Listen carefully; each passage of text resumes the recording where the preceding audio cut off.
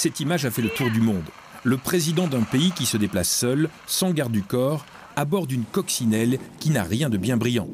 C'est sans doute ce qui résume le mieux le parcours de José Mujica, le président de l'Uruguay. C'est en mars 2010 que Pepe, comme l'appellent ses partisans, sort de l'ombre. Il est élu président de l'Uruguay. J'ai le droit de crier que dans ce monde, les perdants sont ceux qui arrêtent de se battre. Vive la patrie, vive l'Uruguay, vive l'Amérique latine. S'il utilise ces mots, c'est parce que son parcours est atypique. Dans sa jeunesse, il sera fleuriste, membre du mouvement de rébellion des Tupamaros, fera 13 ans de prison sous la dictature avant de devenir président. Il profite évidemment de l'habituel bain de foule qui suit toute élection victorieuse, mais rapidement il retourne à ses habitudes. C'est ici dans sa maison qu'il travaillera et recevra ses invités. Voici l'endroit où travaille le président. Et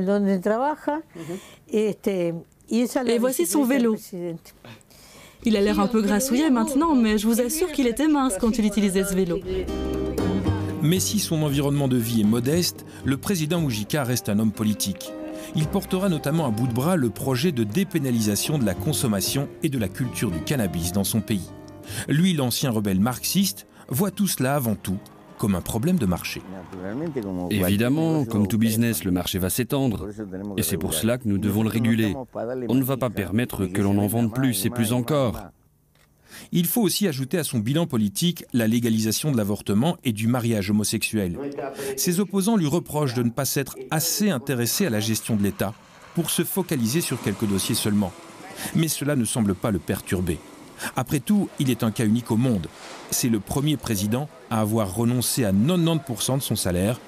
Il affirmait ne pas en avoir besoin pour assurer son train de vie de paysan.